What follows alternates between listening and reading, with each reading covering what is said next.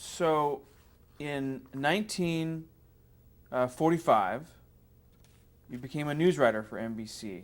Actually, the NBC station.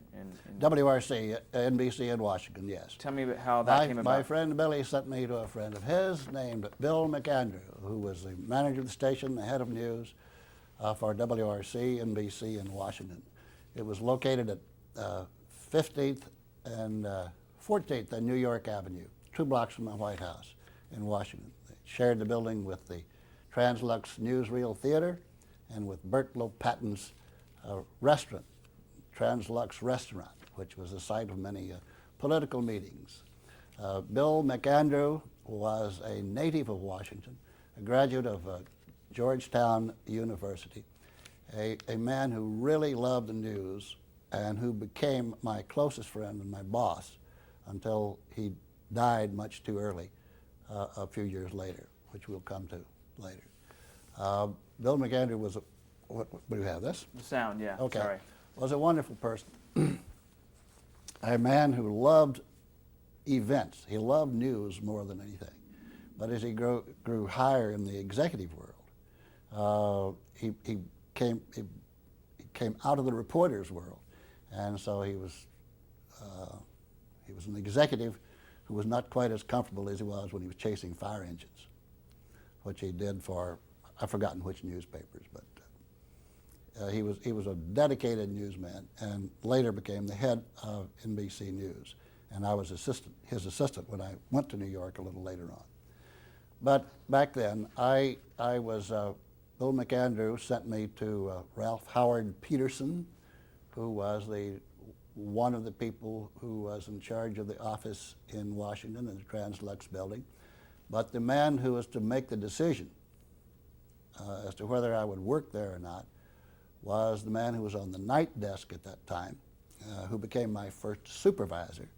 It was David Brinkley, who later became famous as a part of the team of Huntley and Brinkley, and who was one of my closest friends, and still is, and has been, from the age of, my age of 21, when I first met him. I guess it's about 21. So David and I have been through a lot together, but on this first meeting, I was a little in awe of him because he was indeed my supervisor. He did indeed have a white shirt, and he looked as though he was pretty much in charge of things. And so he looked over some copy that I had done, and I said, Mr. Brinkley, do you think I'll make it? He said, my God, I hope so. I'm trying to get off the night desk, which is really his motive at that time. He wanted to work in the daytime. It was very short. It was very difficult to find somebody to work back then. It was easy to get a job because there weren't many people available for the jobs. There were more jobs than there were people to fill them. In that office, they hired me, and I still have the first supervisor's report that Brinkley filed on me. I have it somewhere. I'll give it to you if I can find it. But it was a fairly good report. He said I was tidy and did good work.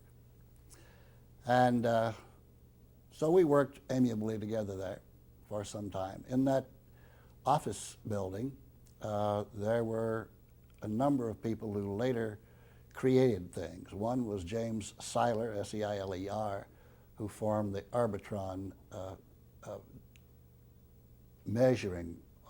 audience measuring company. And there was a young man who had puppets he worked with his hands. He and his girlfriend, Jane Nebel, N-E-B-E-L. And that was Jim Henson. And I don't know, for some reason, I remember that the WRC was paying Jim $175 a week at that time. And he was a very nice, very quiet man with a long beard, which was unusual for people at that time. Fairly long beard, a little Van Dyke-ish, but a very pleasant and nice man to deal with, and obviously greatly creative. And the people in Washington appreciated at that time. I don't guess there's any tape in the existence of it because tape hadn't been invented then. Was he doing children's programming? Yes, he was doing children's programming. He was doing some of the same characters that he has now. I think the one in the ash can and the The ones that remain famous on Sesame Yeah, Street. yeah. The Frog, Kermit. Kermit, I believe they were invented then by Jim Henson. Now, what was your working relationship with Brinkley? He was my supervisor. He could edit my copy, and have your copy edited by Brinkley was an awesome experience because he just slash it left and right. But he was pretty kind to me because we did have some of the same goals in life, I guess. Although what they were, it's hard to define right now. But I want to be clear, this is radio news. This is radio news, and it's what year, 1946? Yes, I went on the payroll there on June 6, 1946. I went to work at NBC in Washington between VE Day and VJ Day. And I had to work on those days because the older people got some of the better shifts. Actually, everybody worked during those climactic days. But And how long were the newscasts that Brinkley would read? he had, at that point, a 15-minute radio program at 12 noon in Washington, which was supposed to be mainly about local news in Washington, since it didn't go outside. He did occasional relief inserts on the John Cameron Swayze later on when television came on the John Cameron Swayze Camel Caravan. But at this point, this was all radio. Describe the process of writing news stories for radio broadcasts. We had 3 news services, the Associated Press, United Press, and the International News Service. And we would take those and rip them and rewrite them on the big stories, the more important stories, and turn them into 5-minute and 15-minute newscasts and give them to an announcer to read. Brinkley even did that back in those days. There was another element of it which is, I think, fascinating to recall for history. There was the Esso reporter. Esso stands for the Standard Oil Company. The Esso reporter had a contract with the United Press that required that it be done with clippings from the United Press. So we didn't have any writing to do at all on that. It was truly a staple job. You would cut out the little items written for radio by United Press, staple them onto a piece of paper, and the announcer would read them. And I do remember when I first walked into the studio being impressed by a sign that was hanging on the wall, a sign from Marschalk and Pratt, M-A-R-S-C-H-A-L-K and Pratt, the advertising agency representing Esso, Standard Oil Company of New Jersey. And he said, the memorandum said there will be no commercials on this news program in any one of the following events: the death of President Roosevelt, the death of Mrs. Roosevelt, or the death of the chairman of the Standard Oil Company of New Jersey. So the pecking order for people who were thought of as important by the advertising agency was very clear. That's true. Now, we wrote 15-minute news programs, and we had programs going on the air for the network with Morgan Beatty. Alka-Seltzer News was 30 minutes at night, and 15 minutes, I believe, at first. 15 minutes. Now, you said earlier that it was local news. Did you occasionally do national news or yes. news from the front? Yeah. Since WRC was owned by the National Broadcasting Company, it served the network, and it not only carried programs but originated for them upon request and assignment when we sold a program. And the Morgan Beatty News of the World was a big program at that time. And sometimes our reporters would substitute for the national news programs like H.V. Kaltenborn for the Pure Oil Company. Richard Harkness was one of the reporters who did some of that. Was the location of the office an advantage to being so close to the White House? A very good advantage to be located only 2 blocks from the White House, and we could stroll into the White House without showing any credentials. We had cards, we had press passes, but when you got to know the cop on the door, just walk right by without anything but a wave. And it was an easy atmosphere, even in wartime back in those days. Give me an example of how it was an advantage to be so close.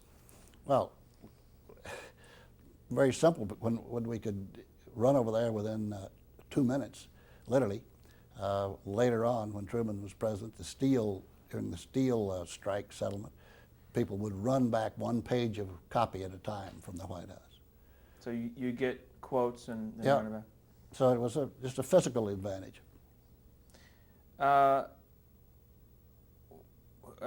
Describe the NBC News Bureau in Washington at that time.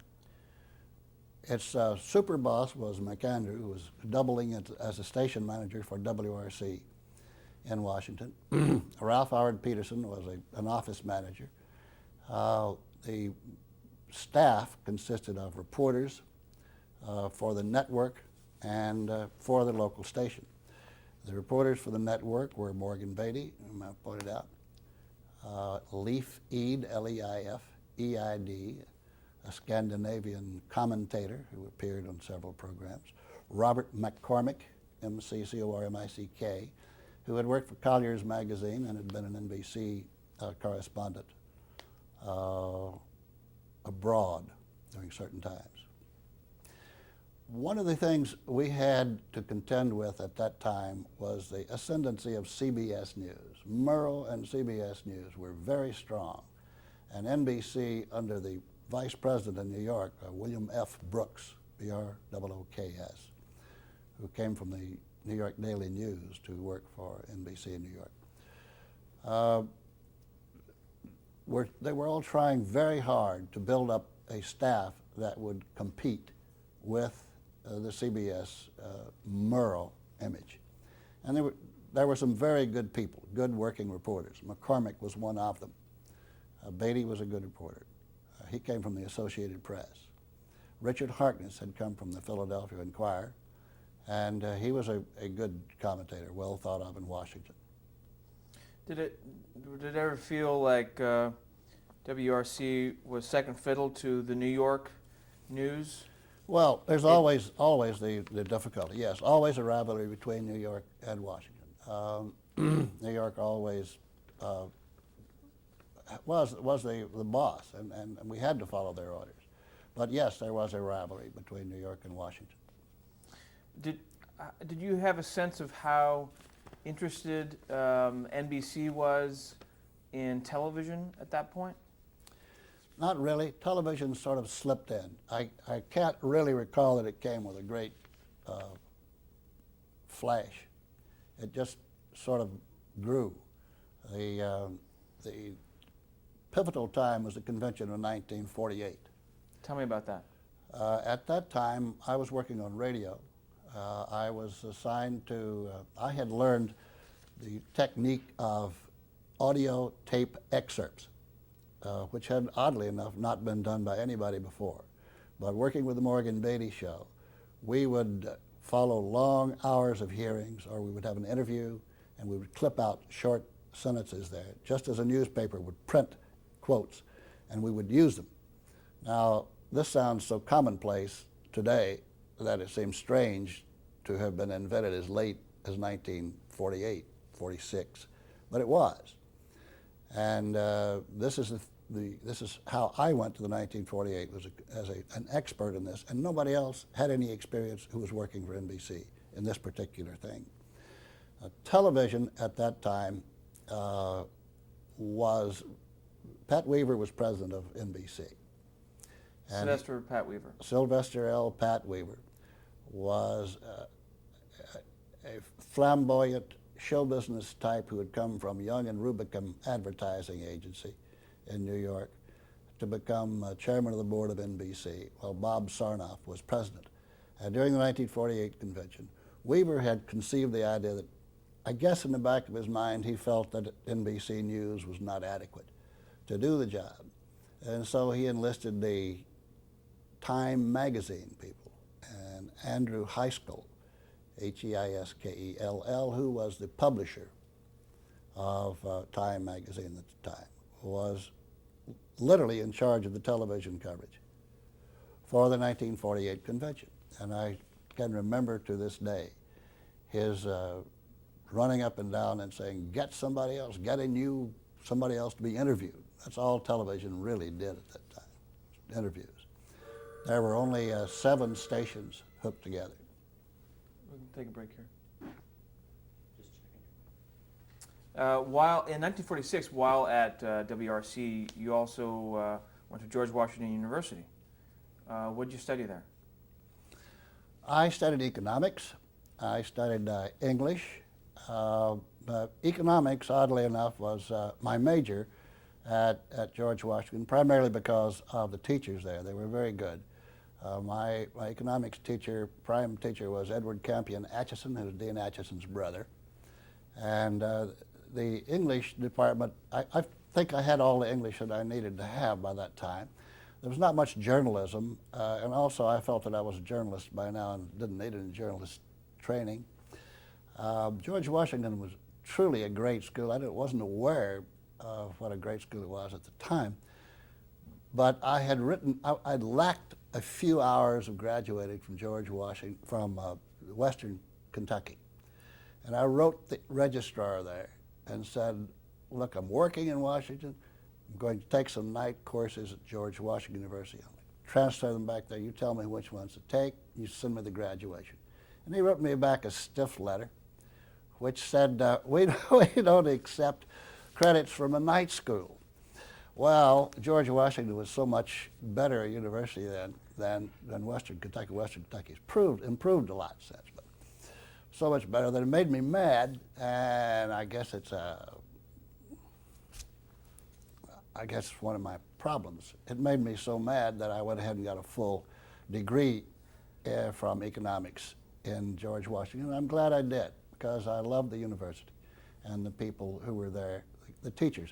Being in Washington, it has access to 2 great teachers, and of course it has no campus at all. It's just a group of buildings.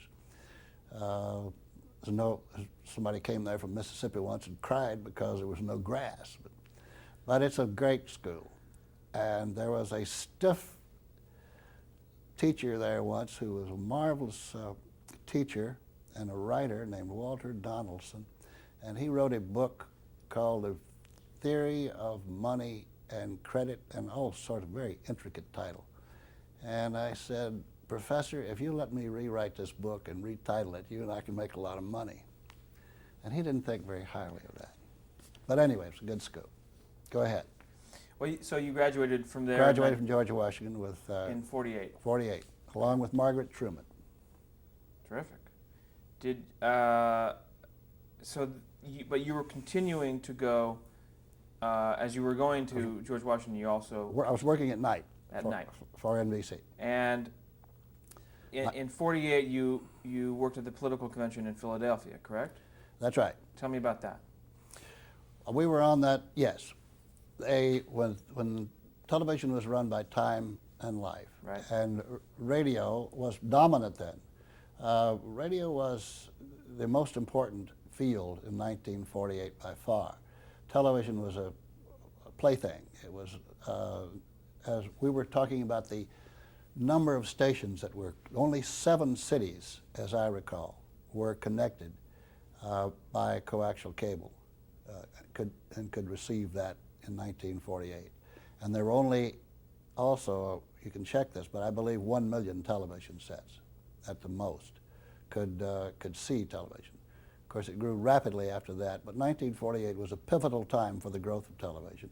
And I think the fact that what the conventions showed to the public, what possibilities they saw in television coverage, made television's growth accelerate over the years to come.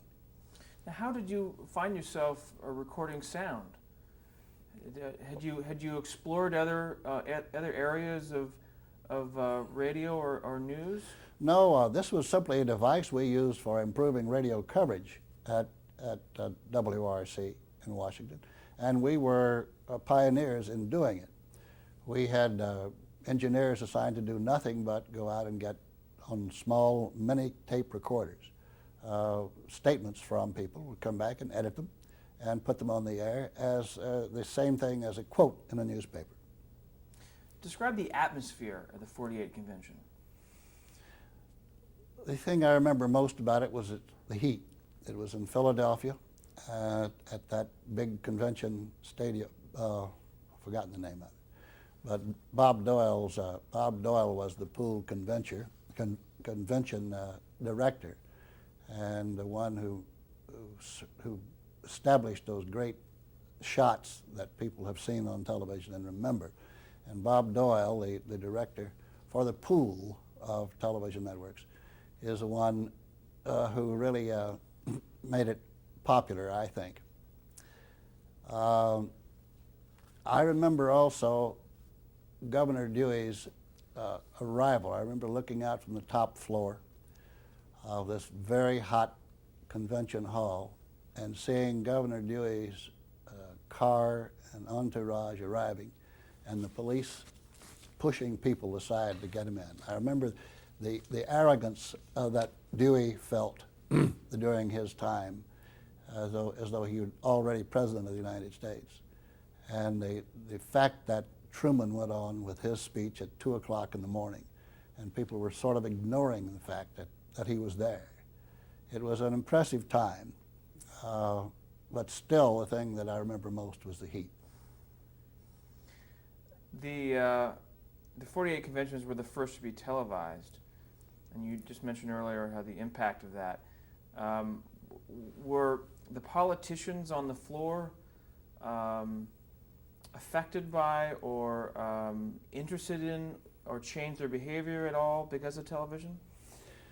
I didn't feel they did. I don't know what the testimony of Bob Doyle and others who were there might be, but I didn't feel any, because I was on radio at the time, and I was not as close an observer of what happened on television, because I was pretty busy trying to put together 2 standstill recorders, 2 ancient STANCIL audio tape recorders, which my engineer had broken down just before the convention started, and we were lucky to get back on the air in time. So I was occupied mainly with radio, and I'm not a good witness for the observation of politicians on the floor.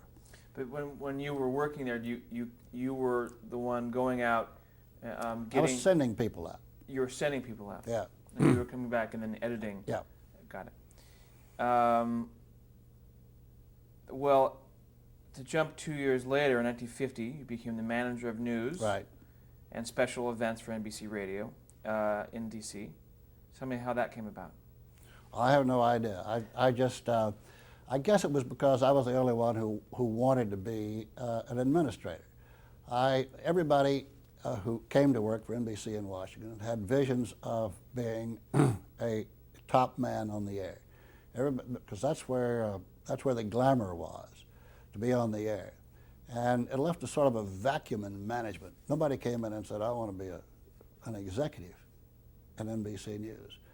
But I've always liked that better than I liked the job of reporting. I did some reporting when there wasn't anybody else to do it. I never particularly liked it. And I did like running things. I always have. Even in high school, I used to manage the softball team so I could play every day. Otherwise, I didn't hit well enough. But I liked running things better than I liked going out and being a reporter. I did some reporting, but people who have been reporters for a long time know that that's one of the hardest jobs in the world, and sometimes one of the dullest. I remember going to the Labor Department once and waiting 14 hours for no comment.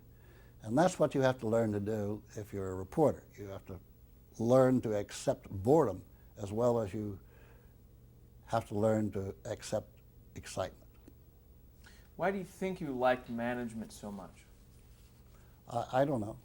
I don't know why I like management. I like being in control of my own future, control of my own acts. I like, as I have expressed it to other people in a more jocular way, I never did want to work for anybody who was dumber than I was.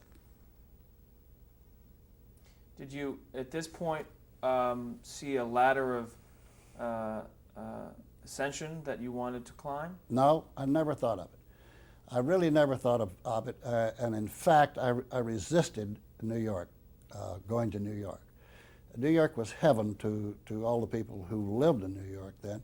It wasn't heaven to me. I liked living in Washington.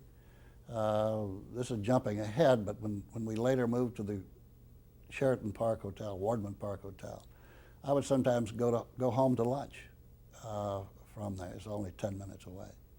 And that's an easy life. You don't do that in New York. And I liked the life we had in Washington. I liked politicians. I liked being close to them. I liked understanding them. I liked going to Congress and watching it. And New York never had an appeal for me. So I truly never was, in my view, ambitious in that sense. But I was never bashful when the opportunity came to be promoted. Now, in 1950, going into 51, Meet the Press had already made it on the air. Yes. Did you watch that show? What did you Yeah, think I watched it regularly. What did you think of it? Well, at first I didn't like it very much because Larry Spivak was so menacing and so mean, but I later became to really, I loved Larry Spivak. He was a wonderful man.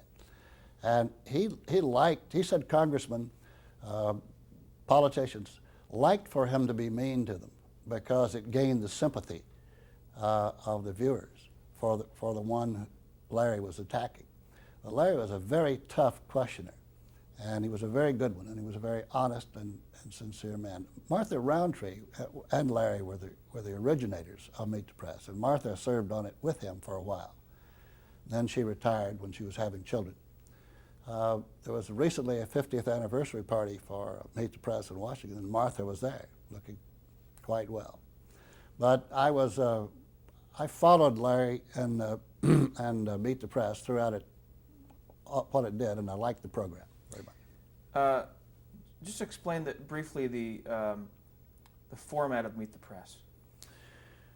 Larry Spivak was the moderator through most of its life of Meet the Press, and he had one guest each week, sometimes two, and he invited prominent reporters from the Washington area and sometimes New York to be the guest, the panelist who asked the questions with him of the guest, who was always a prominent politician. In later years, I remember Clifton Daniel appeared as a guest on Meet the Press, and I've forgotten the reason. It may have been his appointment as an executive of the New York Times, or it may have been his marriage to Margaret Truman, or some event like that. But he was a guest on Meet the Press. And this greatly irritated Bill Lawrence, L-A-W-R-E-N-C-E, the national correspondent of the New York Times, a very good friend of mine, national correspondent of the Times, a gruff bear of a man from Omaha. And the next time Larry called him to ask him to appear, Bill said, "Do you want me as a questioner, or do you want me as the host? You want me as the guest? You want me to be..." So it irritated him and some of the people. May Craig, do you remember May Craig? As May Craig entered this, we're blinking. We're blinking. Hold on a second.